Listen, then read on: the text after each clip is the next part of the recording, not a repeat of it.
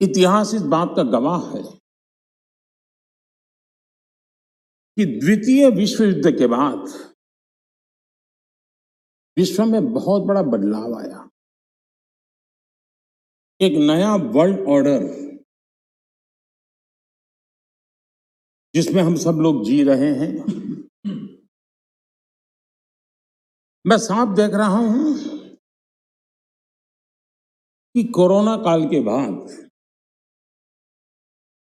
विश्व एक नए वर्ल्ड ऑर्डर की तरफ, नई व्यवस्थाओं की तरफ बहुत तेजी से आगे बढ़ रहा। एक ऐसा टर्निंग पॉइंट है कि हम लोग एक भारत के रूप में इस अवसर को गंवाना नहीं चाहिए। मेन टेबल पर भारत की आवाज भी बुलंद रहनी चाहिए। भारत ने एक लीडरशिप रोल के लिए अपने आप को कम नहीं आंकना चाहिए।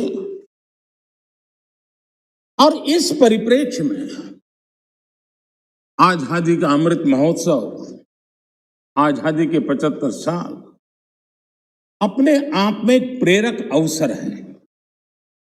उस प्रेरक अवसर को लेकर के, नए संकल्पों को लेकर के देश जब आजादी के 100 साल मनाएगा तब तक हम पूरे सामर्थ्य से, पूरी शक्ति से, पूरे समर्पण से, पूरे संकल्प से देश को उस जगह पर लेके पहुंचेंगे। ये संकल्प का समय है। आपका प्यार अजरा अमर रहेगा।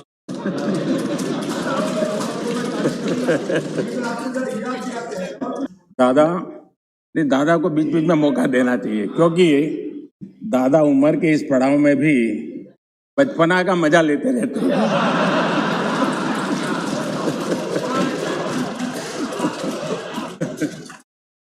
अगर आप जमीन से जुड़े हुए होते,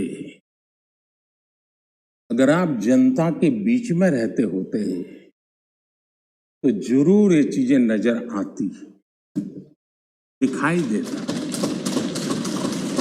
लेकिन दुर्भाग्य ये है कि आप में से बहुत लोग ऐसे हैं जिनके सुई कांटा 2014 में अटका हुआ है और उससे वो बाहर ही निकल नहीं पाते हैं। और उसका नतीजा भी आपको भुगतना पड़ा है। आपने जो अपने आप को एक ऐसी मानसिक अवस्था में बांध के रखा है, देश की जनता आपको पहचान गई है। कुछ लोग पहले पहचान गए, कुछ लोग देर से पहचान रहे, और कुछ लोग आने वाले समय में पहचानने वाले हैं। अब देखिए, आप जब इतना सारा लंबा उपदेश देते हैं तब भूल जाते हैं 50 साल तक कभी आपने भी देश में यहां बैठने का सौभाग्य प्राप्त किया था। और क्या कारण है कि आप सोच नहीं पाते। अब आप देखिए, नागालैंड के लोगों ने आखिरी बार 1998 में कांग्रेस के लिए वोट किया था। करीब 24 साल हो गए। ओडिशा ने 1995 में आपके लिए वोट किया था। सिर्फ 27 साल हो गए, आपको वहां एंट्री नहीं मिली। गोवा में 1994 में पूर्ण बहुमत के साथ आप जीते थे। 28 साल हो गए, गोवा ने आपको स्वीकार नहीं किया। पिछली बार 88 में त्रिपुरा में वहां की जनता ने वोट दिया था। करीब 34 साल पहले त्रिपुरा में। कांग्रेस का हाल है यूपी, बिहार और गुजरात। आखिर में 1985 में 1985 में, करीब 37 साल पहले आपके लिए वोट किया था। पिछली बार पश्चिम बंगाल में वहां के लोगों ने 1972 में, करीब 50 साल पहले आपको पसंद किया था। तमिलनाडु के लोगों ने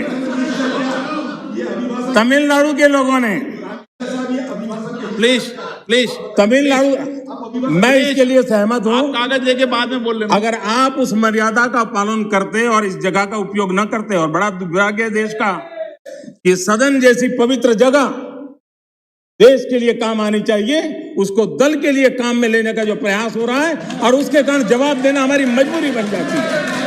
जवाब देना हमारी मजबूरी बन जाती है।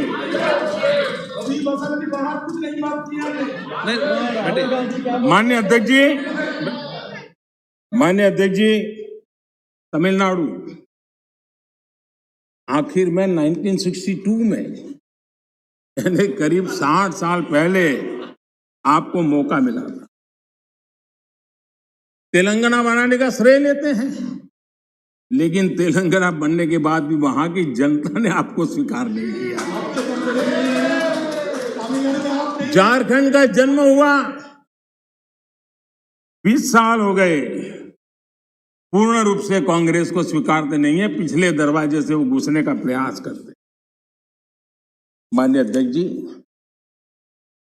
सवाल चुनाव नतीजों का नहीं है, सवाल उन लोगों की नीयत का है, उनकी नेक दिली का है। इतने बड़े लोकतंत्र में इतने साल तक शासन में रहने के बाद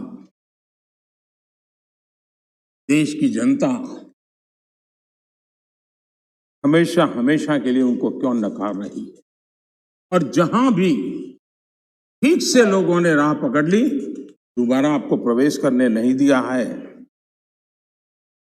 इतना सारा होने के बावजूद भी हम तो एक चुनाव हार जाए ना, महीनों तक न जाने इकोसिस्टम क्या क्या करती है। इतना सारा पराजय होने के बावजूद भी न आपका अहंकार जाता है, न आपकी इकोसिस्टम आपके अहंकार को जाने देती है।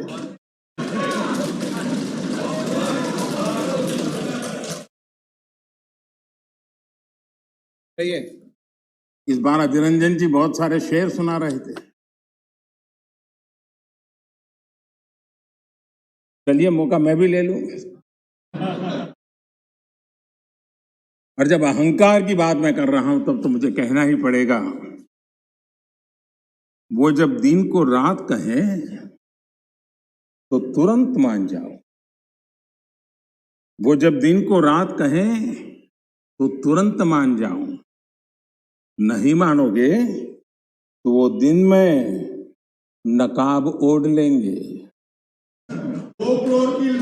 जरूरत हुई जरूरत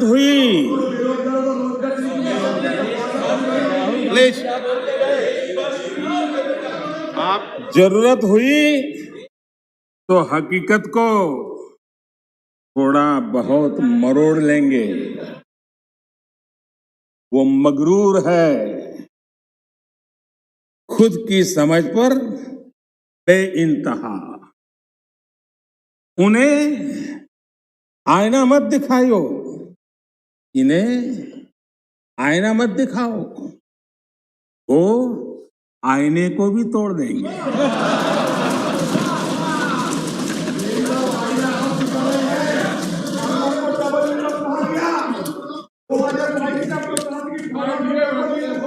प्लीज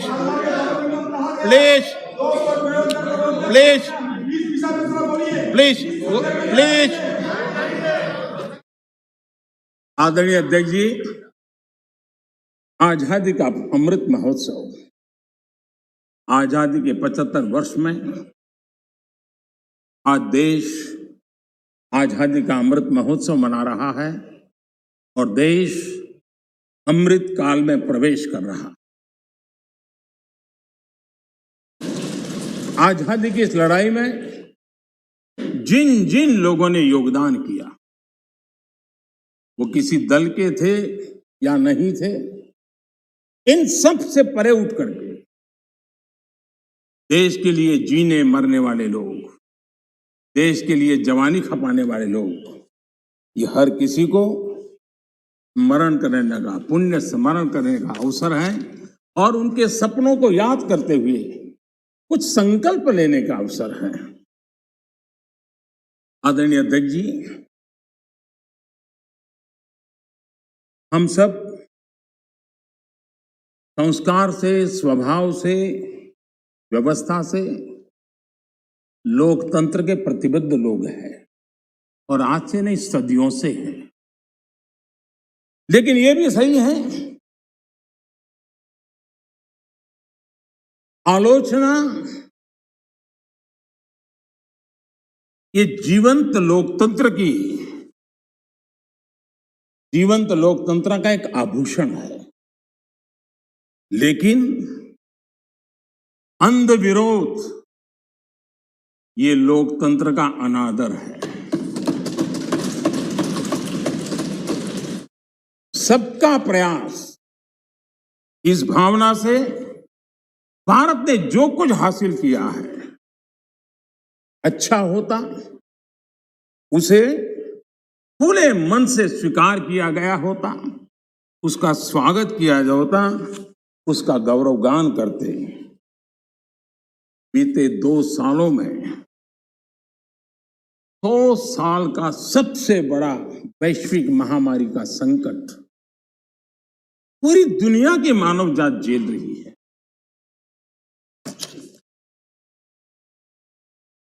जिन्होंने भारत के अतीत के आधार पर ही भारत को समझने का प्रयास किया, उनको तो आशंका थी, इतना बड़ा विशाल देश, इतनी बड़ी आबादी, इतनी विविधता, ये आदतें, ये स्वभाव,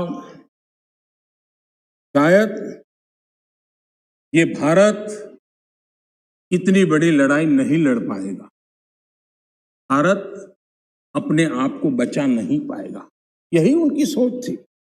लेकिन आज स्थिति क्या है?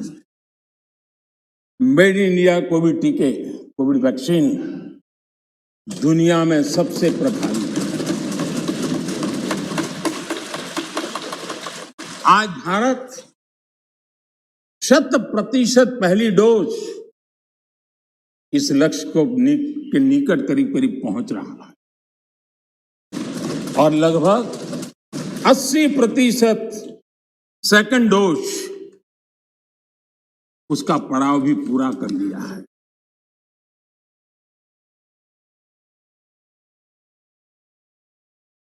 माननीय अध्यक्ष जी, कोरोना एक वैश्विक महामारी थी,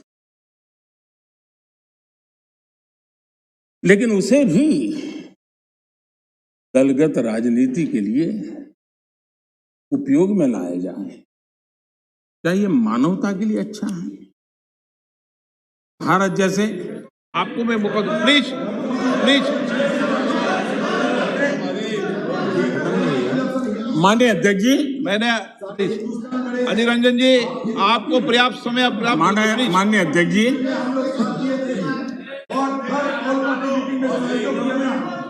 प्लीज प्लीज। माननीय अध्यक्ष जी, मैंने तो किसी का नाम नहीं दिया।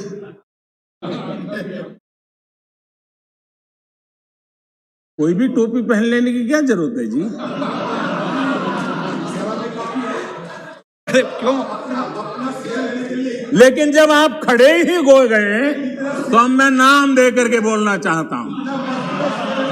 अब आप खड़े ही हो गए हैं तो मैं नाम दे करके बोलना चाहता हूं। इस कोरोना काल में कांग्रेस ने तो हद कर दी।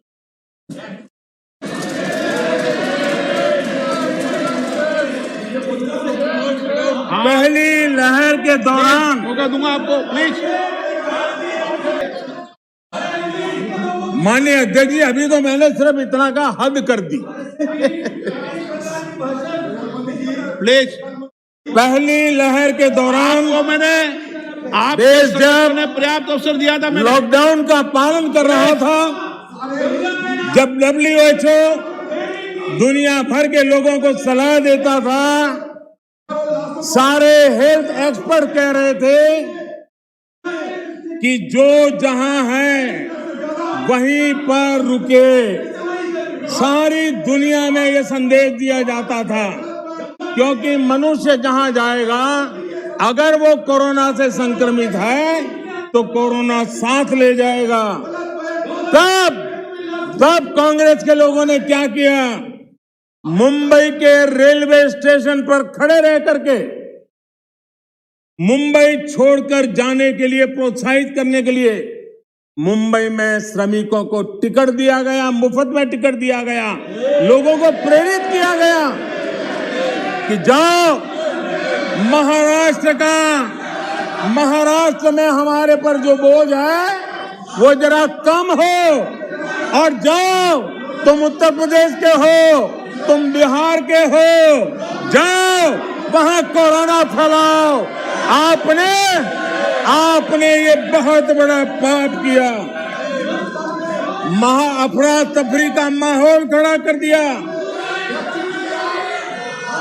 आपने हमारे श्रमिक भाइयों बहनों को अनेक परेशानियों में धकेल दिया। और माननीय अध्यक्ष जी, उस समय दिल्ली में ऐसी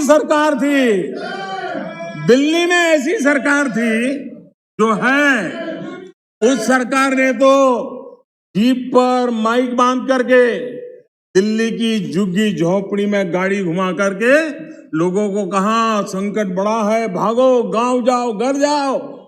और दिल्ली से जाने के लिए बसें दी, आधे रास्ते छोड़ दिया और श्रमिकों को लिए अनेक मुसीबतें पैदा की।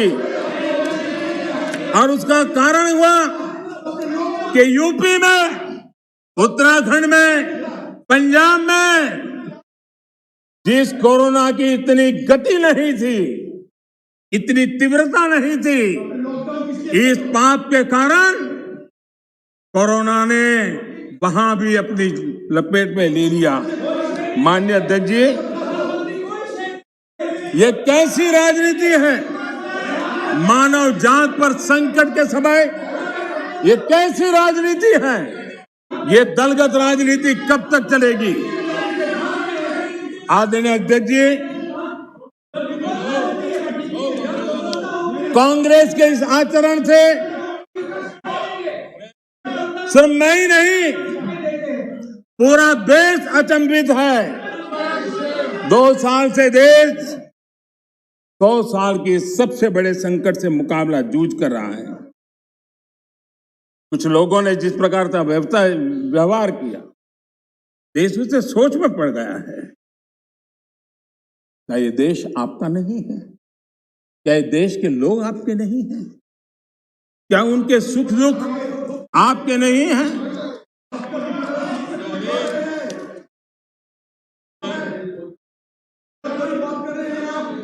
इतनी बड़ी संकट आया, कई राजनीतिक दल के नेता जरा आत्मनिरीक्षण करें। इतने राजनीतिक दल के नेता जो जनता के माने हुए नेता अपने आप को मानते हैं, उन्होंने लोगों को रिक्वेस्ट की हो, अपील की हो, भाई कोरोना का एक ऐसा संकट है, वैश्विक महामारी है, अब मास्क पहनो, हाथ धोना रखो, 2 गज की दूरी रखो।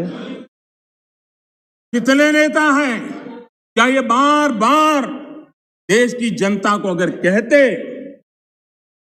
तो उसमें कोई बीजेपी की सरकार को क्या फायदा होने वाला था? मोदी को क्या फायदा होने वाला था? लेकिन इतने बड़े संकट में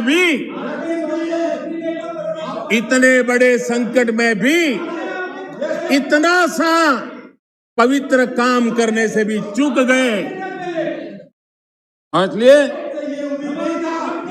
माननीय अध्यक्ष जी, कुछ लोग हैं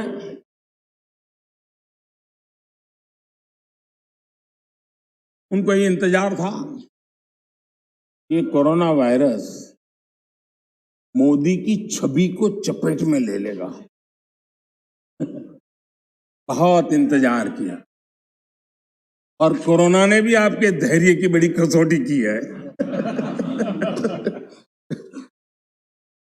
आए दिन आप लोग औरों को नीचा दिखाने के लिए महात्मा गांधी का नाम लेते हैं। महात्मा गांधी की स्वदेशी की बात, इसको बार बार दोहराने में हमें कौन रोकता? अगर मोदी वोकल फॉर लोकल कहता है, मोदी ने कहा इसलिए शब्दों को छोड़ दो भाई, लेकिन क्या आप नहीं चाहते हैं देश आत्मनिर्भर बने? जिस महात्मा गांधी के आदर्शों की बात करते हैं, तब भारत में इस अभियान को ताकत देने में, जुड़ने में आपका क्या जाता था? उसका नेतृत्व आप लीजिए।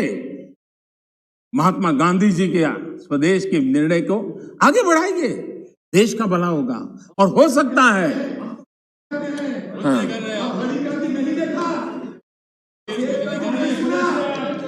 आप महात्मा गांधी के सपनों को सच होते देखना नहीं चाहते। माननीय अध्यक्ष जी, आज पूरी दुनिया योग के लिए, एक प्रकार से कोरोना में तो योग ने दुनिया भर में जगह बना ली। दुनिया भर में कौन हिंदुस्तानी होगा जिसको योग के लिए गर्व ना हो? आपने उसका भी मजाक उड़ाया, उसका भी विरोध किया। अच्छा होता आप लोगों को कहते भाई संकट में घर में है, ये योगा कीजिए, आपको फायदा, क्या नुकसान था? फिट इंडिया मूवमेंट चले, देश का नौजवान सशक्त हो, सामर्थ्यवान हो। आपको मोदी से विरोध हो सकता है। फिट इंडिया मूवमेंट, आपके राजनीतिक दलों के छोटे छोटे युवा मंच होते हैं। अगर हम सब ने मिलकर के अगर इस फिट इंडिया के द्वारा देश की युवा शक्ति को इस सामर्थ्य की तरफ आगे बढ़ने के लिए कहते, कि उसका भी विरोध, उसका भी उपहास, यानी क्या हो गया है आपको मुझे समझ नहीं आ रहा है। और इसलिए मैं आज इसलिए कहता हूं, आपको ध्यान में आए कि आप कहां खड़े हैं जी। और मैंने इतिहास बताया, 60 साल के लेकर 15 पूरा काल, इतने राज्य, कोई आपको घुसने नहीं दे रहा है। माननीय अध्यक्ष जी, कभी कभी मैं ये विषय तो प्यार से कह रहा हूं, नाराज मत हो जाना।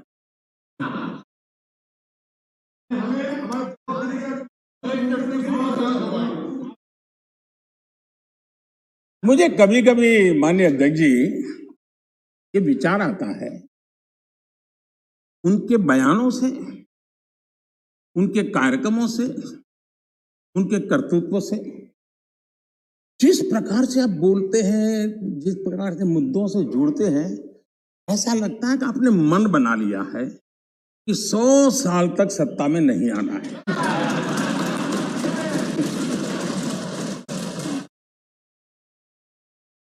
कोई ऐसा नहीं करता जी। थोड़ी सी भी आशा होती, थोड़ा सा भी लगता हाँ यार देश की जनता फिर से फुलहार करेगी, तो ऐसा नहीं करते जी। और इसलिए खैर अब आपने ही तय कर लिया है 100 साल के लिए, तो फिर मैंने भी तैयारी कर ली है।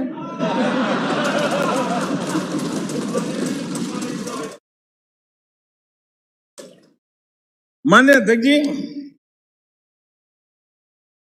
ये सदन इस बात का साक्षी है कि कोरोना वैश्विक महामारी से जो बनी स्थितियां, जो स्थितियां उत्पन्न हुई, उसको निपटने के लिए भारत ने जो भी रणनीति बनाई,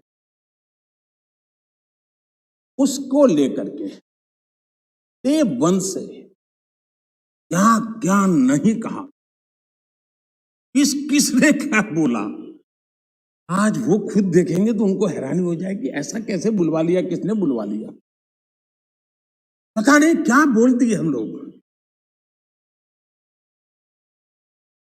दुनिया के और लोगों से बड़ी बड़ी कॉन्फ्रेंस कर गए, ऐसी बातें बुलवाई गई ताकि पूरे विश्व में भारत बदनाम, खुद को टिके रहने के लिए आर्थिक आयोजन को भारत कैसे चल रहा है। माय गॉड, क्या कुछ कहा गया, बड़े बड़े पंडितों ने क्या क्या कहा, पूरी आपकी इकोसिस्टम लग गई थी। हम जो भी समझते थे, भगवान ने जो समझ दी थी, लेकिन समझ से ज्यादा समर्पण बहुत बड़ा था। और जहां समझ से समर्पण ज्यादा होता है, वहां देश और दुनिया को अर्पण करने की ताकत भी होती है, और वो हमने करके दिखाया है। और जिस रास्ते पर हम चले, आज विश्व के अर्थ जगत के सभी ज्ञाता इस बात को मानते हैं कि भारत ने जिस आर्थिक नीतियों को लेकर इस कोरोना कालखंड में अपने आप को आगे बढ़ाया, वो अपने आप में एक उदाहरणीय है। भारत आज दुनिया की, माननीय अध्यक्ष जी, भारत आज दुनिया की जो बड़ी इकोनॉमीज है उसमें सबसे तेजी से विकसित हो रही बड़ी अर्थव्यवस्था है।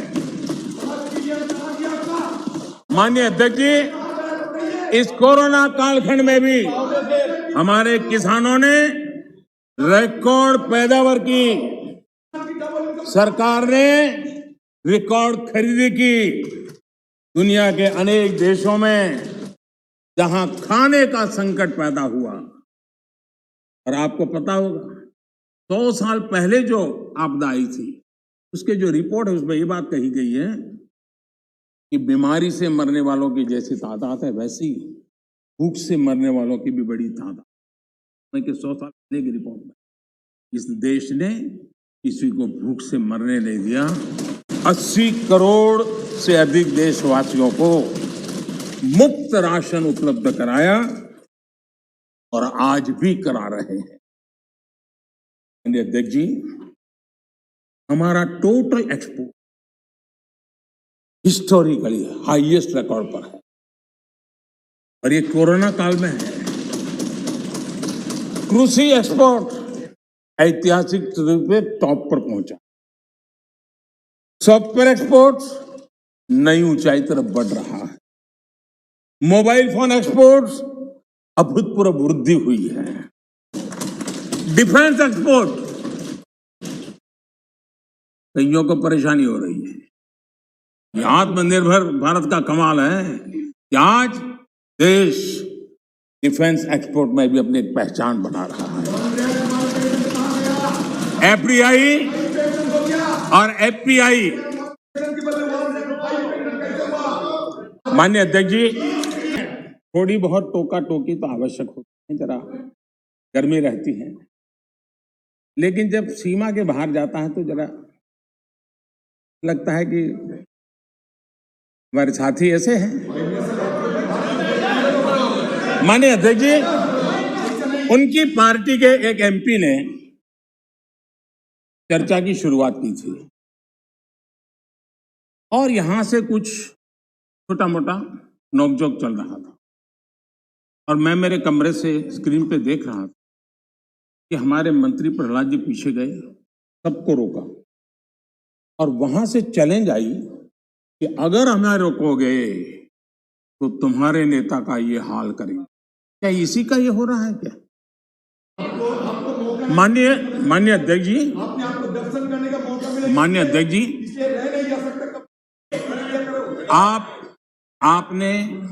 आपको हर एक को अपना सीआर सुधारने की कोशिश तो करनी चाहिए,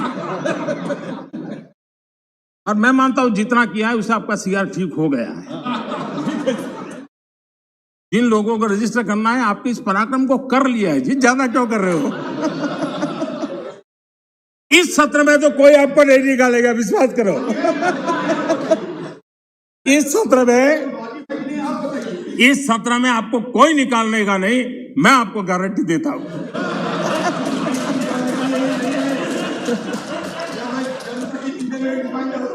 ठीक है, इस जगह से अरे वे ऐसे ही बच गए हो।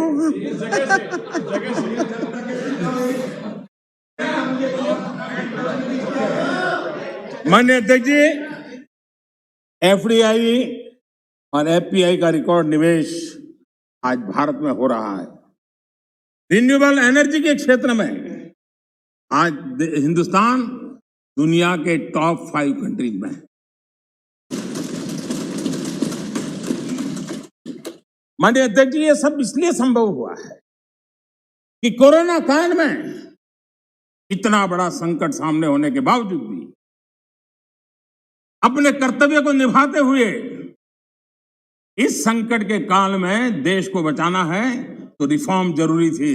और हमने वो जो रिफॉर्म किए उसका परिणाम है कि आज हम इस तरीके से स्थिति पर आगे पहुंचे।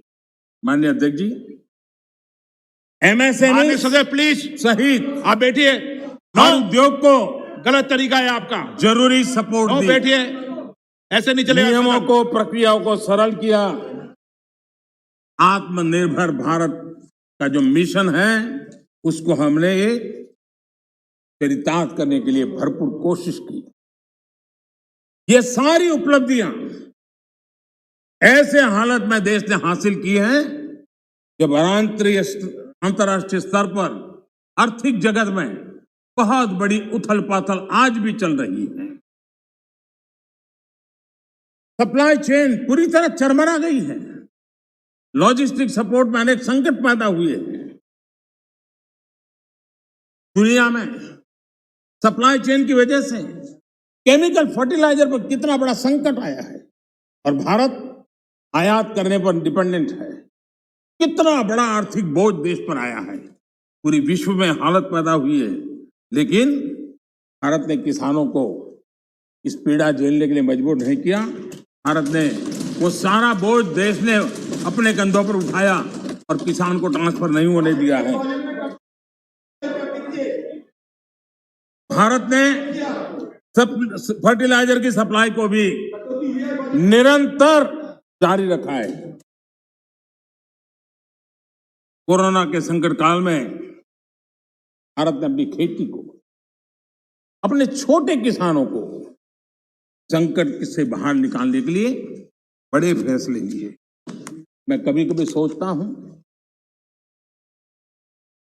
जो लोग जड़ों से कटे हुए लोग हैं, 2-2, 4-4 पीढ़ी से महलों में बैठने की आदत हो गई। वो देश के छोटे किसानों की क्या समस्या है वो समझ ही नहीं पाए। उनके अगल बगल में जिन किसानों की उनकी पहुंच थी उससे आगे देख नहीं। मैं कभी ऐसे लोगों को पूछना चाहता हूं कि छोटे किसानों के प्रति आपकी इतनी नफरत क्यों है? क्या आप छोटे किसानों के कल्याण के लिए आप रोड़े अटकाते रहते हो? छोटे किसानों को इस संकट में डालते हो। माननीय अध्यक्ष जी, अगर गरीबी से मुक्ति चाहिए तो हमें हमारे छोटे किसानों को मजबूत बनाना होगा। ग्रामीण अर्थव्यवस्था को मजबूत बनाना है तो हमारे छोटे किसानों को मजबूत बनाना होगा। अगर हमारा छोटा किसान मजबूत होता है, छोटी सी जमीन होगी, 2 हेक्टेयर की भूमि होगी, तो भी उसको आधुनिक करने का वो प्रयास करेगा, नया सीखने का प्रयास करेगा और उसकी ताकत आएगी तो देश की अर्थरचना को भी ताकत मिलेगी। और इसलिए आधुनिकता के लिए छोटे किसानों की तरफ ध्यान देने का हमारा प्रयास है। लेकिन छोटे किसानों के प्रति जिन लोगों के मन में नफरत है, जिन्होंने छोटे किसानों के दुख दर्द नहीं जाना है, उनको किसानों के नाम पर अपनी राजनीति करने का कोई हक नहीं बनता है। माननीय अध्यक्ष जी, इस बात को हमें समझना होगा। सैकड़ों वर्षों का गुलामी कालखंड, उसकी जो मानसिकता है वो आजादी के 75 साल के बाद भी कुछ लोग बदल नहीं पाए। ये गुलामी की मानसिकता किसी भी राष्ट्र की प्रगति के लिए बहुत बड़ा संकट होती है। लेकिन माननीय अध्यक्ष जी, आज देश का मैं एक चित्र देखता हूं। एक ऐसा समुदाय, एक ऐसा वर्ग है, आज भी वो गुलामी की मानसिकता में जीता है। फ्रेट कॉरिडोर, इतने मनोमंथन के बाद, कई वर्षों तक उसके बाद योजना बनी, 2006 में प्लानिंग, 2006 से 2014 तक का उसका हाल देख, 2014 के बाद उसकी तेजी आई। यूपी में सरयू नहर परियोजना 70 के दशक में शुरू हुई, 70 दशक, और उसकी लागत 100 गुना बढ़ गई। हमारे आने के बाद हमने उस काम को पूरा किया। ये कैसी सोच है, क्या तरीके है? यूपी का अर्जुन डैम परियोजना 2009 में शुरू हुई, 2017 तक 1/3 खर्चा हुआ, हमने इतने कम समय में इसको पूर्ण कर दिया। अगर कांग्रेस के पास इतनी सत्ता थी इतने सालों तक, तो 4 धाम को वो ऑल वेदर सड़कों में परिवर्तित कर सकते थे, जोड़ सकते थे, लेकिन नहीं किया। वाटरवे, सारी दुनिया वाटरवे का समर्थन है, हमारा ही देश था कि हमने वाटरवे को नकार दिया। हमारी सरकार को वाटरवे पे काम करना रहा है। पुराने अप्रोच से गोरखपुर के कारखाना बंद होता था, हमारे अप्रोच से गोरखपुर का फर्टिलाइजर का कारखाना शुरू होता है। माननीय अध्यक्ष जी, ये लोग ऐसे हैं जो जमीन से कटे हुए हैं, उसके कारण उनके लिए फाइल की मूवमेंट, फाइल में सिग्नेचर करके कौन अगला मुलाकात आएगा उसी के इंतजार में जो रहते हैं। आपके लिए फाइल सब कुछ है, हमारे लिए 130 करोड़ देशवासियों का लाइफ महत्वपूर्ण। आप फाइल में खोए रहे, हम लाइफ बदलने के लिए जी जान से जुटे हुए लोग। आज उसी का परिणाम है प्रधानमंत्री गति शक्ति मास्टर प्लान। एक होलिस्टिक अप्रोच, टुकड़ों में नहीं।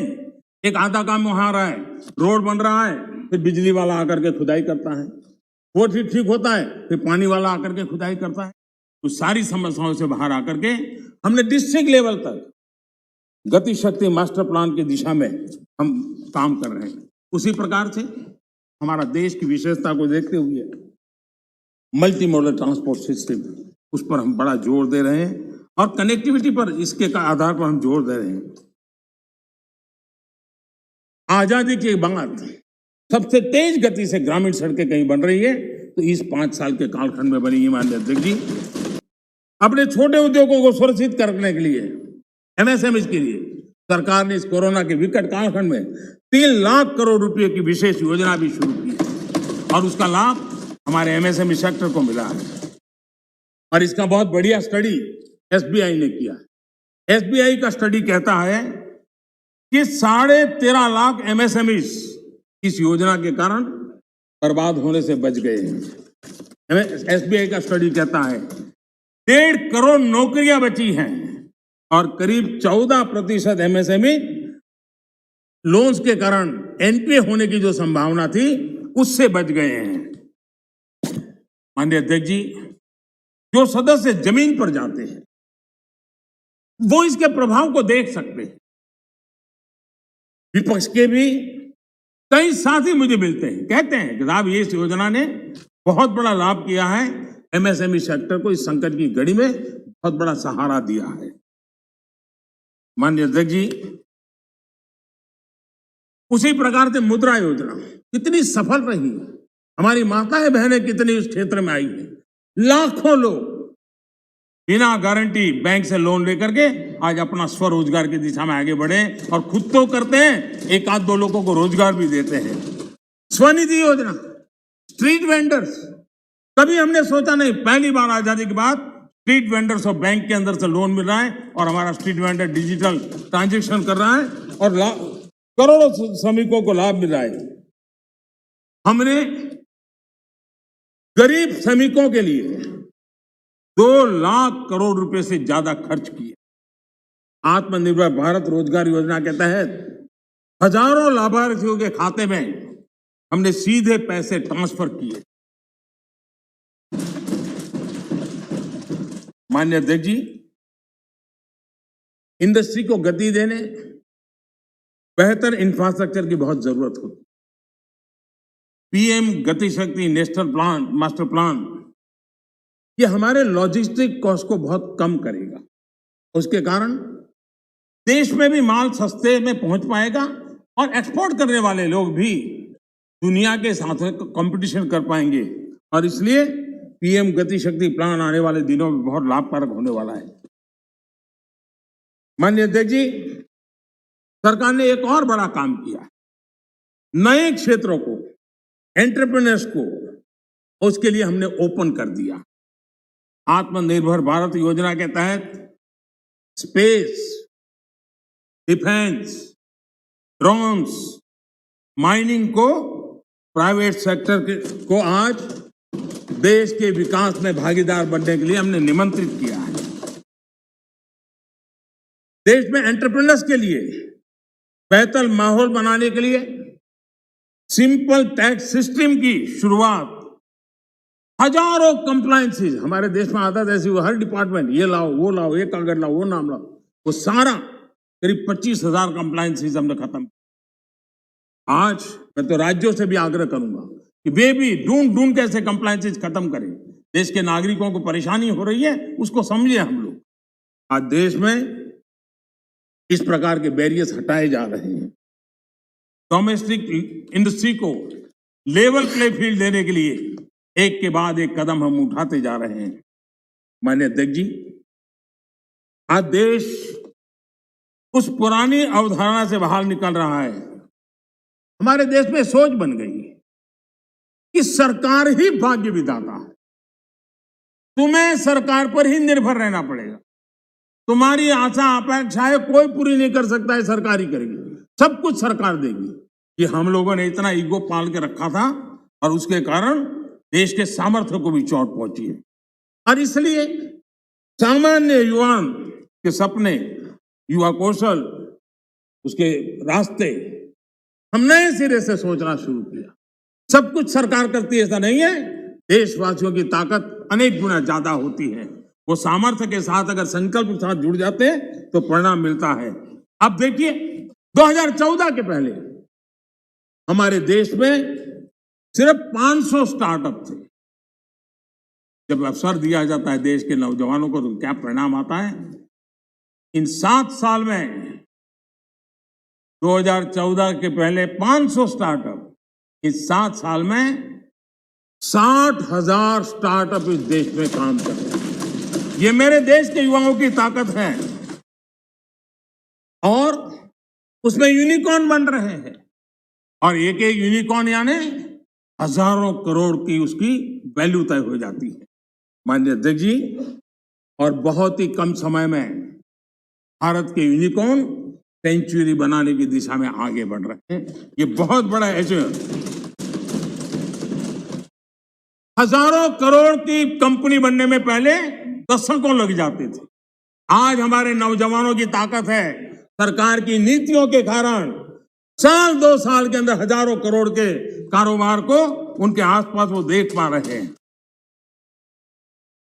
आज माननीय अध्यक्ष जी, हम स्टार्टअप्स, यूनिकॉर्न्स में, इस मामले में दुनिया में टॉप 3 में पहुंच। कौन हिंदुस्तानी होगा जिसको गर्व नहीं होगा जी। लेकिन ऐसे समय इस सरकार का अंत विरोध करने की जिनको आदत लग गई, सुबह सुबह शुरू हो जाते हैं। और यहां मैंने देखा हमारे अधीर रंजन जी कह रहे थे क्या रखा है मोदी करते रहे, यही कर रहे थे सब लोग। मोदी मोदी मोदी बोल रहे हैं, आप क्यों बोल रहे हैं?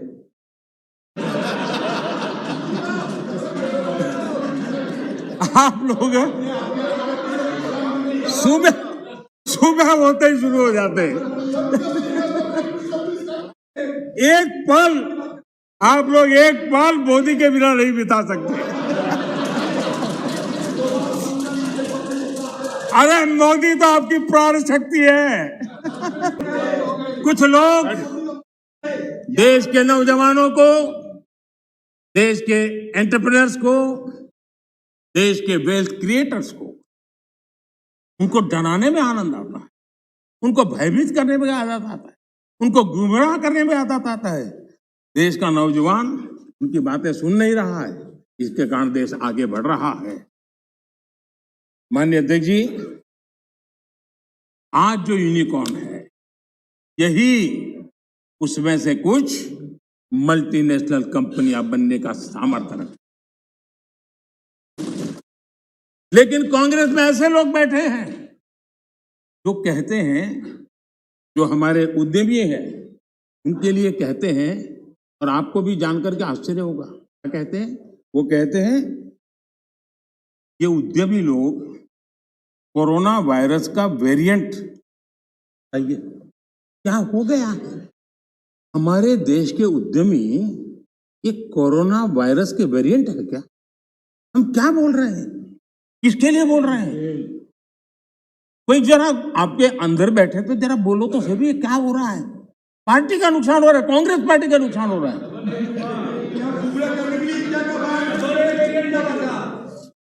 माननीय अध्यक्ष जी, जो इतिहास के जो लोग इतिहास से सबक नहीं लेते हैं वो इतिहास में खो जाते हैं। माननीय अध्यक्ष जी, ये मैं इसलिए कह रहा हूं, जरा 60 से 80 का दायका, 60 से 80 का दायका, उनके सभी प्रमुख लोग उसमें आ जाते हैं जो देश का नेतृत्व करते थे। उस कालखंड की बात कर रहा हूं। 60 से 80 के दशक में क्या नैरेटिव होता था? कांग्रेस के ही सत्ता साथी, कांग्रेस के साथ रहकर के सुख भोगने वाले लोग, ये वही लोग पंडित नेहरू जी की सरकार को और श्रीमती इंदिरा गांधी जी की सरकार को क्या कहते थे? ये तो टाटा बिरला की सरकार है, इस सरकार को तो टाटा बिरला चला रहे हैं। 60 से 80 दशक तक यही बातें बोली जाती थी, नेहरू जी के लिए बोली जाती थी, इंदिरा जी के लिए बोली जाती थी, और आपने उनके साथ भागीदारी की सत्ता में, लेकिन उनकी आदतें भी ले ली, आप भी उसी भाषा को बोल रहे हो। मैं देख रहा हूं आप इतने नीचे गए हो, इतने नीचे गए हो। हाँ, मुझे लगता है कि आज पंचिंग बैग बदल गया है, लेकिन आपकी आदत नहीं बदली है। मुझे विश्वास है यही लोग सदन में कहने की हिम्मत करते थे, बाहर तो बोलते ही थे, जहां मौका मिले चुप नहीं रहते थे। वो कहते हैं मेक इन इंडिया हो ही नहीं सकता है। बताओ, इसमें आनंद आ रहा है? कोई ऐसा हिंदुस्तान के लिए सोच सकता है क्या कि मेक इन इंडिया हो ही नहीं सकता? अरे भाई, आपको तकलीफ होगी, हम आकर के करेंगे, ठीक है, ऐसा बोलो। देश को क्यों गाली देते हो जी? देश के खिलाफ क्यों बोलते हो? मेक इन इंडिया हो नहीं सकता है। मेक इन इंडिया का मजाक उड़ाया गया, और आज देश की युवा शक्ति ने, देश के एंटरप्रेन्योर ने करके दिखाया है, आप मजाक के विषय बन गए हो।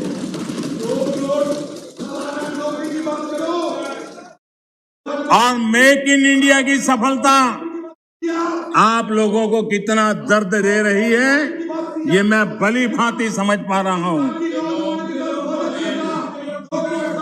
माननीय अध्यक्ष जी, मेक इन इंडिया से कुछ लोगों को तकलीफ इस बात के लिए है क्योंकि मेक इन इंडिया का मतलब है कमीशन के रास्ते बंद, मेक इन इंडिया का मतलब है भ्रष्टाचार के रास्ते बंद, मेक इन इंडिया का मतलब है तिजोरी भरने के रास्ते बंद, और इसलिए मेक इन इंडिया का ही विरोध करो।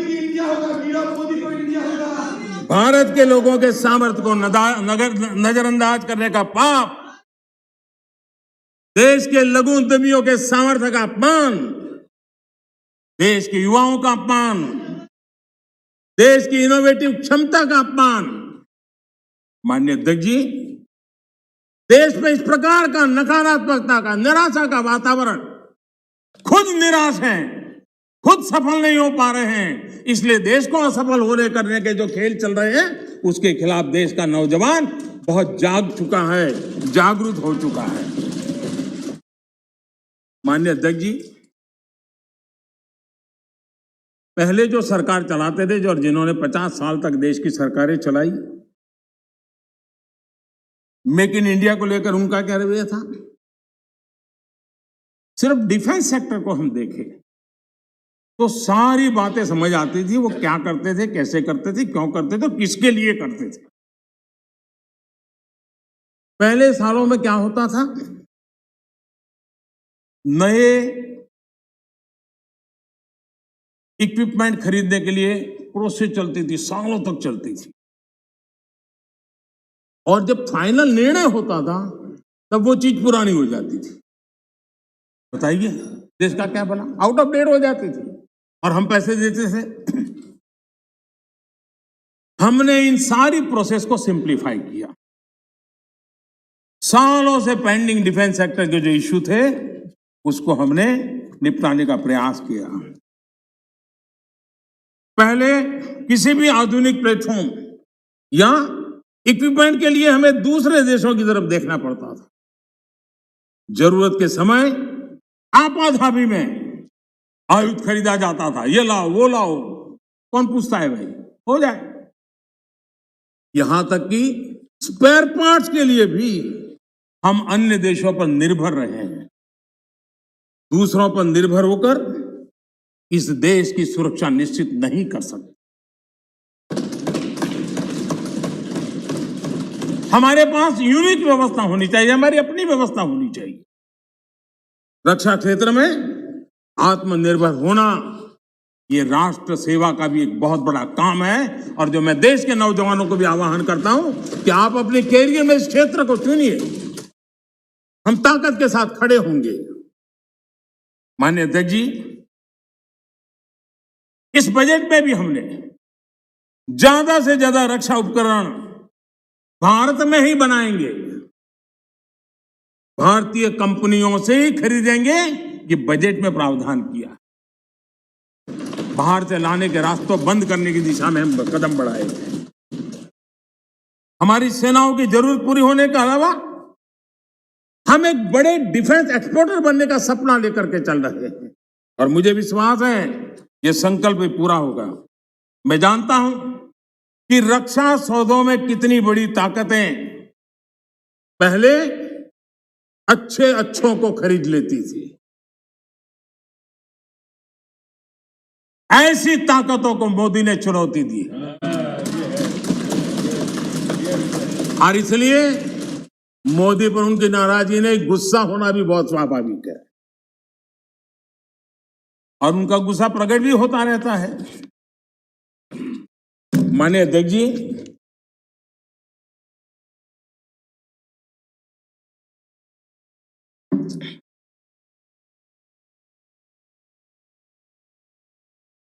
विपक्ष के हमारे कुछ साथियों ने यहां महंगाई का मुद्दा भी उठाया। अच्छा लगता, देश का भी भला होता अगर आपकी ये चिंता तब भी होती जब कांग्रेस के नेतृत्व में यूपीए की सरकार। ये दर्द उस समय भी होना चाहिए था।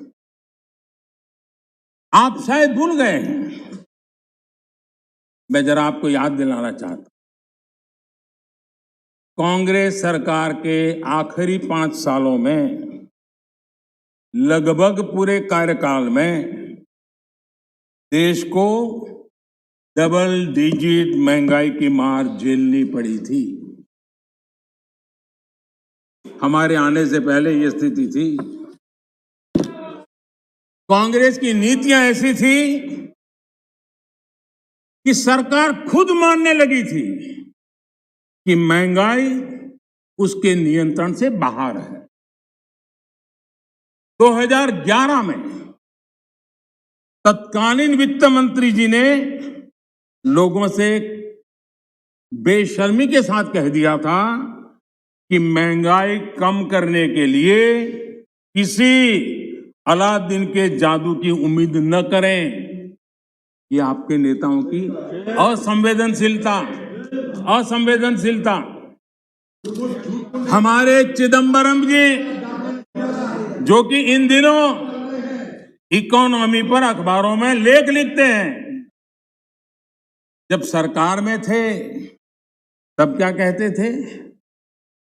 उस समय के नेता क्या कह रहे थे आपके? वो कहते थे 2012 में उन्होंने कहा था कि लोगों को 15 रुपये की पानी की बोतल और 20 रुपये की आइसक्रीम खरीदने में तकलीफ नहीं होती, लेकिन गेहूं चावल पर 1 रुपया बढ़ जाए तो बर्दाश्त नहीं के होता। ये आपके नेताओं के बयान यानी महंगाई के प्रति कितना असंवेदनशील रवैया था, ये चिंता का कारण है। माननीय अध्यक्ष जी,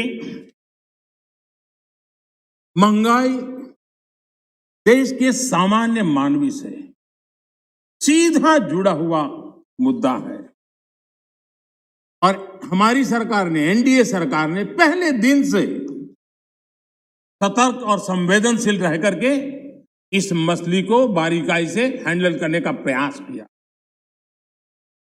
और इसलिए हमारी सरकार महंगाई नियंत्रण को अपनी वित्तीय पॉलिसी का प्राथमिक लक्ष्य बनाया हमने।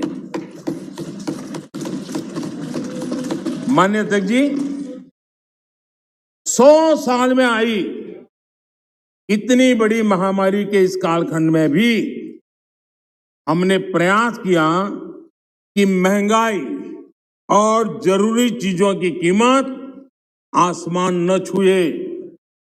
सामान्य मानवी के लिए दादा आपके काम की बात है, अरे आपके काम की बात है, मजा लो ना, आपके काम आएगा। थोड़ा भी आगे जाऊंगा तो आपके काम आएगा।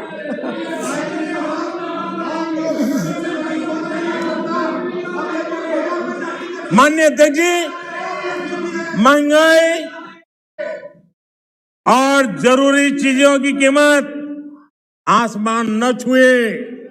सामान्य मानवी के लिए, खासकर गरीब के लिए महंगाई बर्दाश्त की सीमा से बाहर न हो और महंगाई को नियंत्रण में रखने के लिए हमने क्या किया, ये आंकड़े खुद बता रहे हैं।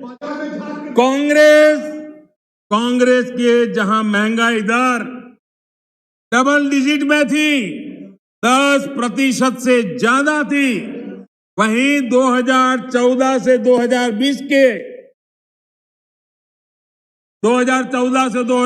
तक महंगाई 5% से कम रही है, 5% से कम रही है। कोरोना के बावजूद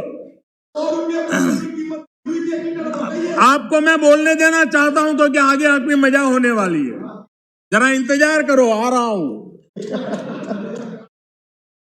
कोरोना के बावजूद इस साल महंगाई 5.2% रही है और उसमें भी फूड इन्फ्लेशन 3% से कम रही है।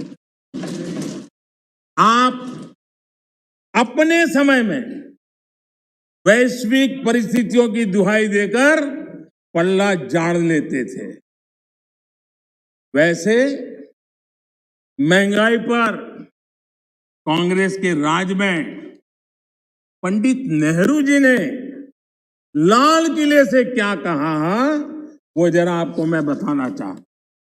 पंडित नेहरू देश के पहले प्रधानमंत्री लाल किले से बोल रहे हैं। देखिए, आपकी इच्छा रहती है ना, मैं पंडित जी का नाम नहीं बोलता हूं, आज मैं बार बार बोलने वाला हूं। आज तो नेहरू जी ही नेहरू जी।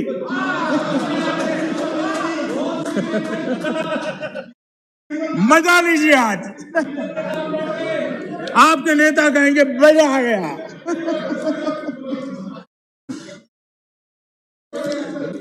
माननीय अध्यक्ष जी, पंडित नेहरू जी ने लाल किले पर से कहा था और ये उस जमाने में कहा गया था, तब ग्लोबलाइजेशन इतना नहीं था, नाम मात्र का भी नहीं था। उस समय नेहरू जी लाल किले से देश को संबोधन करते हुए क्या कह रहे हैं, कभी कभी कोरिया में लड़ाई भी हमें प्रभावित करती है, इसके चलते वस्तुओं की कीमतें बढ़ जाती है। इति नेहरू जी। भारत के पहले प्रधानमंत्री। कभी कभी कोरिया में लड़ाई भी हमें प्रभावित करती है। इसके चलते वस्तुओं की कीमतें बढ़ जाती हैं और यह हमारे नियंत्रण से भी बाहर हो जाती है। देश के सामने देश का पहला प्रधानमंत्री हाथ ऊपर कर देता है, हाथ ऊपर कर देता है। आगे क्या कहते हैं? देखो जी, आपके काम की बात है। आगे कहते हैं, पंडित नेहरू जी आगे कहते हैं,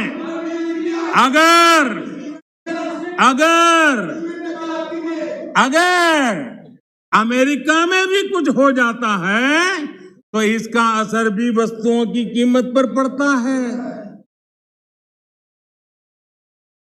सोचिए तब महंगाई की समस्या कितनी गंभीर थी कि नेहरू जी को लाल किले से देश के सामने हाथ ऊपर करने पड़े थे। नेहरू जी ने तब कहा था,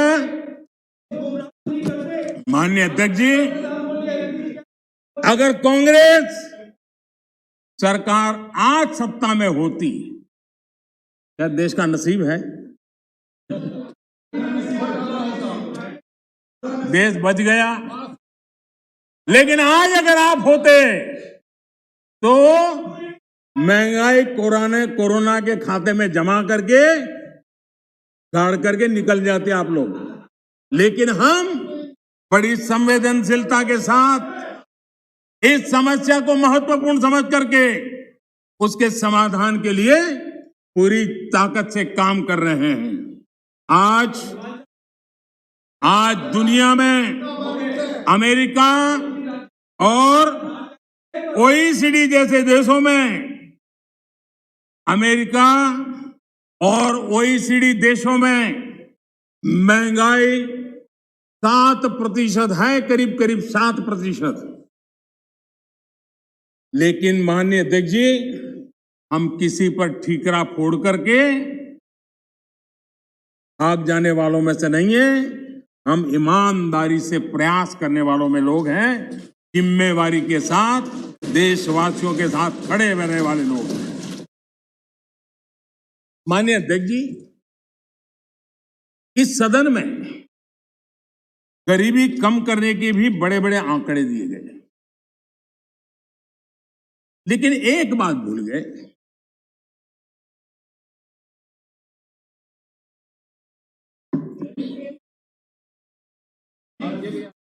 इस देश का गरीब इतना विश्वासघाती नहीं है कि कोई सरकार उसकी भलाई के काम करे और वो फिर उसको ही सत्ता से बाहर करे। ये देश के गरीब के स्वभाव में नहीं है। आपकी ये दुर्दशा इसलिए आई क्योंकि आपने मान लिया था कि नारे देकर के गरीबों को अपनी चुंगाल में फंसाए रखोगे, लेकिन गरीब जाग गया, गरीब आपको जान गया। इस देश का गरीब इतना जागरूक है कि आपको 44 सीटों पर समेट दिया, 44 सीट पे लाकर के रोक दिया। कांग्रेस 1971 से गरीबी हटाओ के नारे पर चुनाव जीतती रही थी। 40 साल बाद गरीबी तो हटी नहीं, लेकिन कांग्रेस सरकार ने नई परिभाषा दे दी। माननीय अध्यक्ष जी, देश के नौजवानों ने इन बातों को जानना बहुत जरूरी है। और अध्यक्ष जी, आप देखिए कि ये डिस्टर्ब तब करते हैं कि उनको अंदाजा आता है चोट बड़ी गहरी होने वाली है। उनको मालूम है कि मुसीबत में फंसे हैं आज, और कुछ लोग बोल करके भाग जाते हैं और झेलना ऐसे बेचारों को पड़ता है।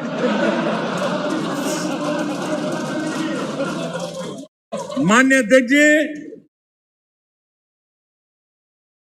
40 साल बाद कांग्रेस, गरीबी तो नहीं हटी, लेकिन गरीबों ने कांग्रेस को हटा दिया।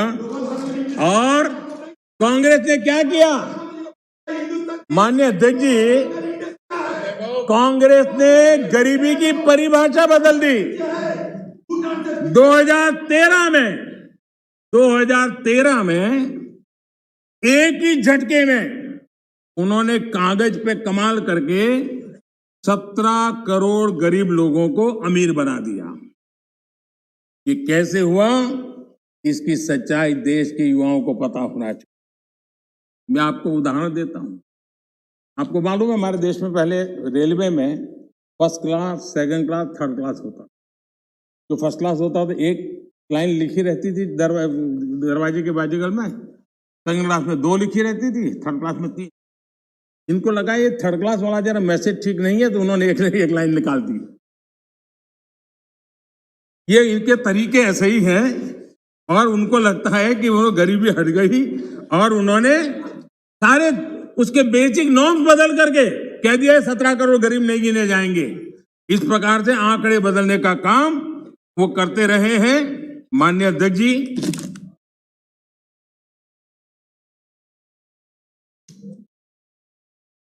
यहां कुछ तात्विक मुद्दों को उठाने की कोशिश की।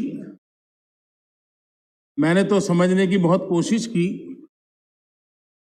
शायद कोई समझ पाया हो, ऐसा तो मुझे अभी कोई मिला नहीं है, लेकिन जो कोई समझ पाया होगा तो मैं समझने के लिए तैयार हूं। ऐसे ऐसे कुछ बातें सुनता हूं तो। माननीय अध्यक्ष जी, सदन में राष्ट्र को लेकर बातें हुई। ये बातें हैरान करने वाली है।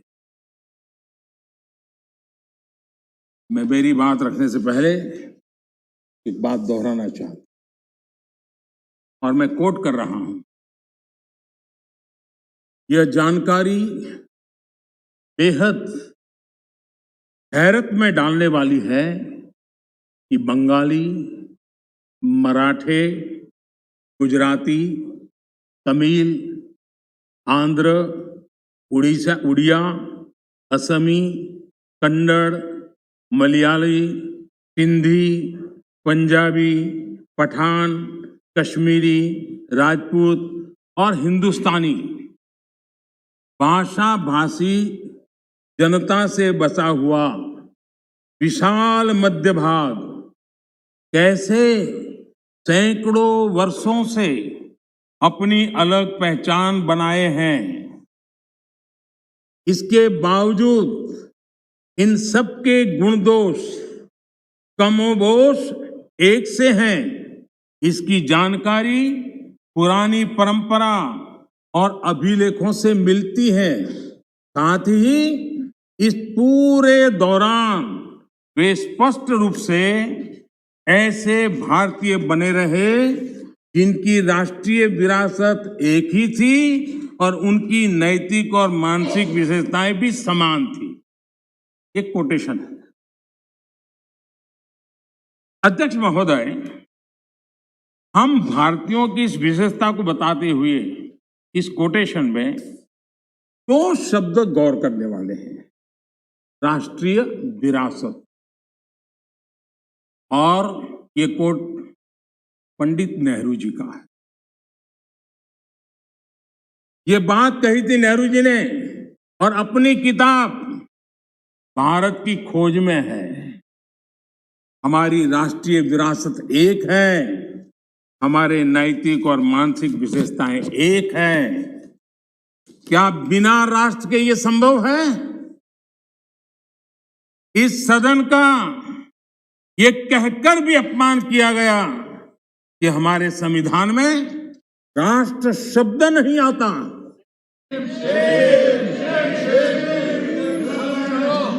संविधान की प्रस्तावना में लिखा राष्ट्र पढ़ने में ना आए, ये हो नहीं सकता है।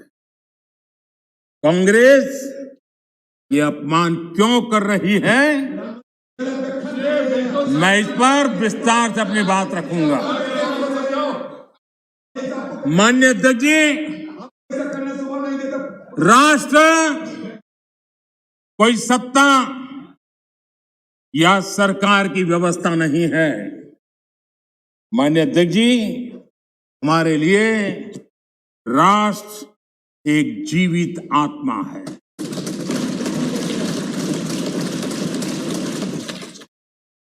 और इससे हजारों साल से देशवासी जुड़े हुए हैं और जूझते रहे हैं।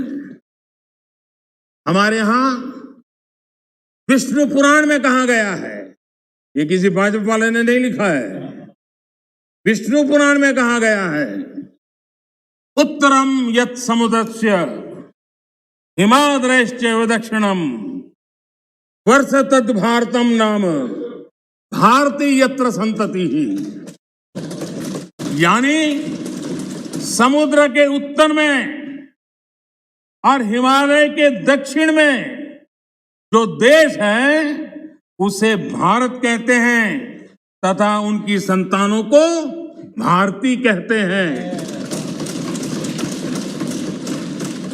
विष्णु पुराण का ये श्लोक अगर कांग्रेस के लोगों को स्वीकार्य नहीं है तो मैं एक और कोट इस्तेमाल करूंगा, क्योंकि कुछ चीजों से आपको एलर्जी हो सकती है।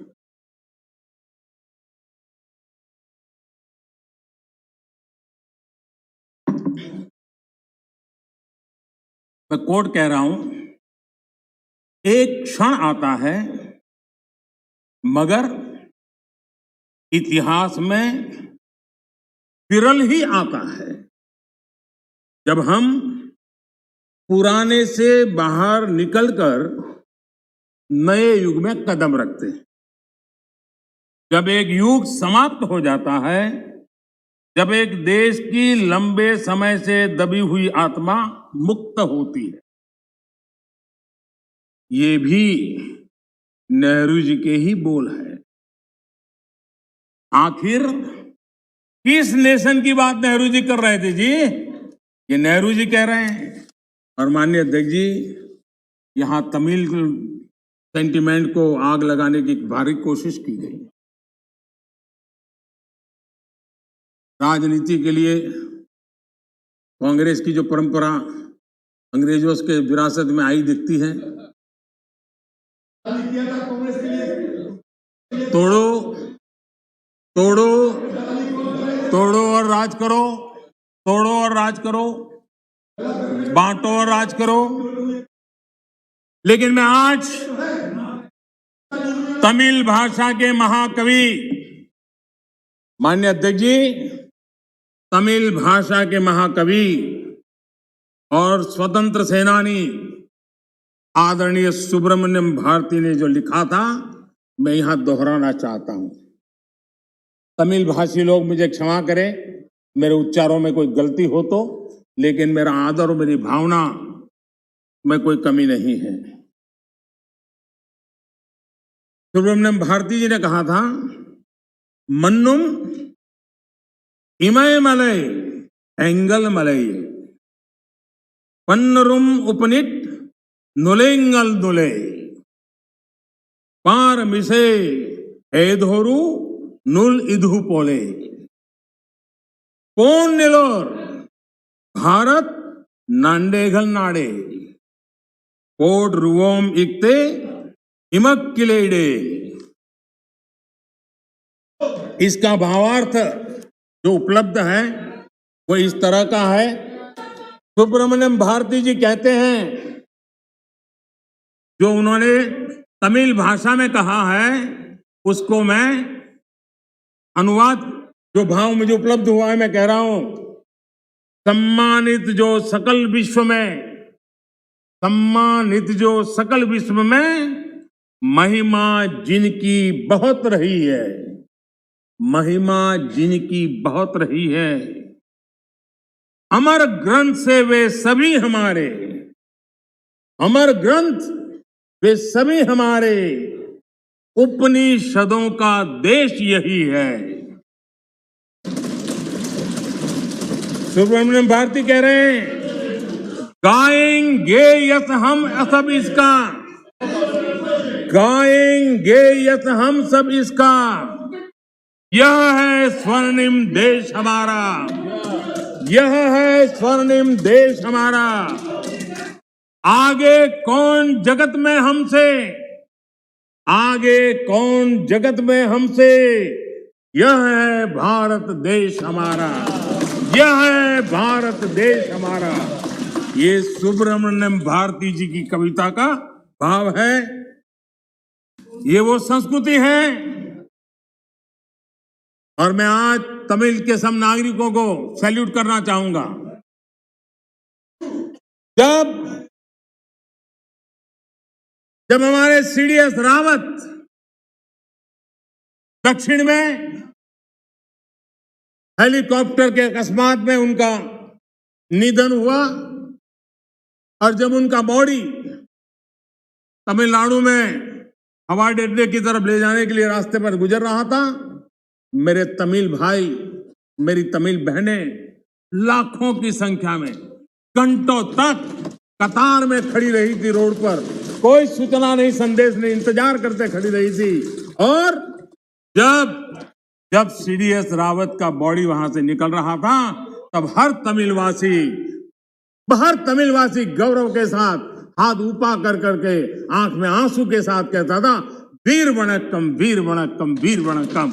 ये मेरा देश है।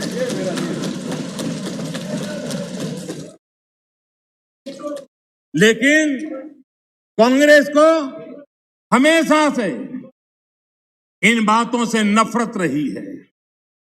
विभाजनकारी मानसिकता उनके डीएनए में घुस गई है। अंग्रेज चले गए, लेकिन बांटो और राज करो, ये नीति कांग्रेस ने अपना चरित्र बना लिया है। और इसलिए ही आज कांग्रेस टुकड़े टुकड़े गैंग की लीडर बन गई है।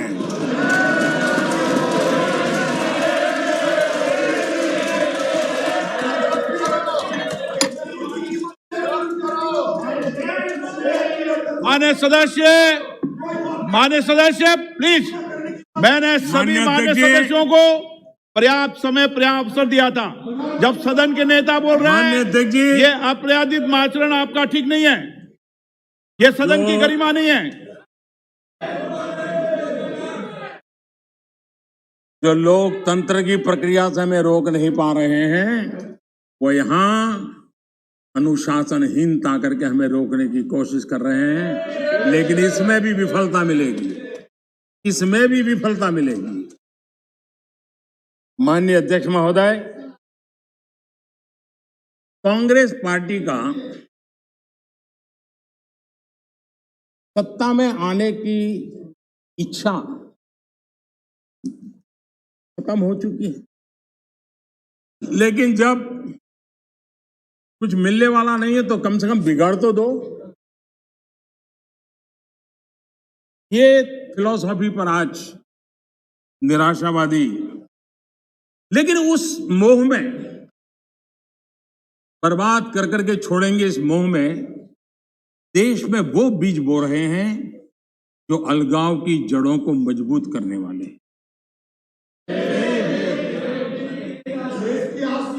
सदन में ऐसी बातें हुई कि जिसमें देश के कुछ लोगों को उकसाने का भरपूर प्रयास किया गया।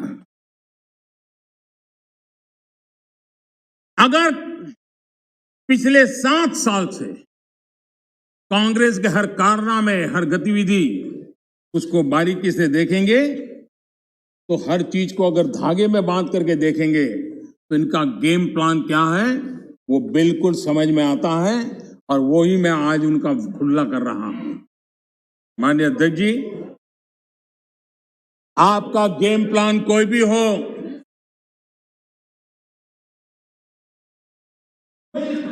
माननीय अध्यक्ष जी, ऐसे बहुत लोग आए और चले गए, लाखों कोशिशें की गई, अपने स्वार्थवश की गई, लेकिन ये देश अजरा अमर है। इस देश को कुछ नहीं हो सकता। आने वालों को, इस प्रकार की कोशिश करने वालों को हमेशा कुछ न कुछ गंवाना पड़ा है। ये देश एक था, श्रेष्ठ था, यह देश एक है, यह देश श्रेष्ठ है और श्रेष्ठ रहेगा। इसी विश्वास के साथ हम आगे बढ़ रहे हैं। माननीय अध्यक्ष जी,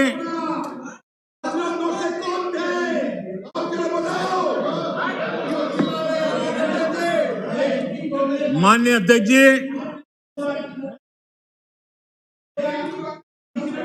माननीय अध्यक्ष जी, यहां कर्तव्यों की बात करने पर भी ऐतराज जताया गया। उससे भी कुछ लोगों को पीड़ा हुई है कि देश का प्रधानमंत्री कर्तव्य की बात क्यों करता है, कर्तव्य की चर्चा हो रही है। किसी बात को समझ के अभाव से या बद इरादे से विकृति से घड़ देना, विवाद खड़ा कर देना ताकि खुद लाइमलाइट में रहे। मैं हैरान हूं, अचानक कांग्रेस को अब कर्तव्य की बात चुभने लगी है। आप लोग, अजय रंजन जी, आप बैठिए, आप बैठिए। अरे आपकी जिंदगी बोलते रहना है, आपका वही काम है। माननीय अध्यक्ष जी, माननीय अध्यक्ष जी, आप लोग, माननीय अध्यक्ष जी, आप लोग कहते रहते हैं कि मोदी जी नेहरू जी का नाम नहीं लेते हैं। तो आज मैं आपकी मुराद बराबर पूरी कर रहा हूं, आपकी प्यास बुझा रहा हूं। देखिए, कर्तव्यों के संबंध में, कर्तव्यों के संबंध में नेहरू जी ने क्या कहा था, जरा मैं आज कोट सुनाता हूं। माननीय अध्यक्ष जी, पंडित नेहरू जी, देश के प्रथम प्रधानमंत्री, उन्होंने क्या कहा था? मैं आपसे फिर कहता हूं, मैं कोट कर रहा हूं, मैं आपसे फिर कहता हूं कि आजाद हिंदुस्तान है। आजाद हिंदुस्तान की सालगिरह हम मनाते हैं, लेकिन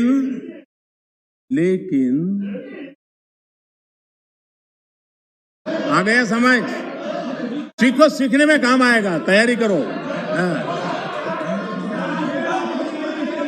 लेकिन आजादी के साथ जिम्मेदारी होती है, और कर्तव्य को ही दूसरे शब्दों में जिम्मेदारी कहते हैं। इसलिए कोई समझना हो तो मैं समझा दूं, कर्तव्य को दूसरे शब्दों में जिम्मेदारी कहते हैं। अब ये पंडित नेहरू का कोट है, मैं आपसे फिर कहता हूं कि आजाद हिंदुस्तान है, आजाद हिंदुस्तान की सालगिरह हम मनाते हैं, लेकिन आजादी के साथ जिम्मेदारी होती है। जिम्मेदारी, कर्तव्य खाली हुकूमत की नहीं, जिम्मेदारी हर एक आजाद शख्स की होती है। और अगर आप उस जिम्मेदारी को महसूस नहीं करते, अगर आप समझते नहीं, तब पूरी तौर पर आप आजादी के माने नहीं समझे और आप आजादी को पूरी तौर से बचा नहीं सकते हैं। ये कर्तव्य के लिए देश के प्रथम प्रधानमंत्री पंडित नेहरू जी ने कहा था, लेकिन आप उसको भी भूल गए, आप उसको भी भूल गए। माननीय अध्यक्ष जी, माननीय अध्यक्ष जी, मैं सदन का ज्यादा समय लेना नहीं चाहता हूं, अब वो भी थक गए हैं। माननीय अध्यक्ष जी, हमारे यहां, माननीय अध्यक्ष जी, हमारे यहां कहा गया है क्षणशः, हमारे यहां कहा गया है क्षणशः क्षणश्चैव विद्याम अर्थच साधयेत्। क्षणे नष्टे कुतो विद्या कणे नष्टे कुतो धनम, अर्थात विद्या ज्ञान के लिए एक एक पल महत्वपूर्ण होता है। संपत्ति संसाधनों के लिए एक एक कण जरूरी होता है। एक एक क्षण बर्बाद करके ज्ञान हासिल नहीं किया जा सकता और एक एक कण बर्बाद किया गया, छोटे छोटे संसाधनों का समुचित प्रयोग नहीं किया गया तो संसाधन व्यर्थ हो जाते हैं। मैं कांग्रेस और उसके सहयोगियों से कहूंगा, आप ये मंथन जरूर कीजिए कि कहीं आप इतिहास के इस महत्वपूर्ण अहम क्षण को नष्ट तो नहीं कर रहे हैं। मुझे सुनाने के लिए, मेरी आलोचना करने के लिए, मेरे दल को कोसने के लिए बहुत कुछ है, कर सकते हैं आप और आगे भी करते रहिए, मौकों की कमी नहीं है। लेकिन आजादी के अमृत काल का ये समय, 75 वर्ष का ये समय भारत की विकास यात्रा में सकारात्मक योगदान का समय है। मैं विपक्ष के और यहां पर बैठे हुए भी सभी साथियों से और इस सदन के माध्यम से देशवासियों से भी आजादी के इस अमृत महोत्सव के पर्व पर आग्रह करता हूं, निवेदन करता हूं, अपेक्षा करता हूं कि आओ इस आजादी के अमृत महोत्सव को हम नए संकल्पों के साथ, आत्मनिर्भर भारत बनाने के संकल्प के साथ एकजुट होकर हम लग जाएं, कोशिश करें पिछले 75 साल में जहां जहां हम कम पड़े हैं उसको पूरा करें और आने वाले 2047 के शताब्दी वर्ष बनाने से पहले देश को कैसा बनाना है उसका संकल्प लेकर के आगे बढ़े। देश के विकास के लिए मिलकर के काम करना है। राजनीति अपने जगह पर है, हम दलगत भावनाओं से ऊपर उठ करके देश की भावनाओं को लेकर के जिए। चुनाव के मैदान में जो कुछ करना है करते रहिए, लेकिन हम देश हित में आगे आए, इसी एक अपेक्षा को रखता हूं।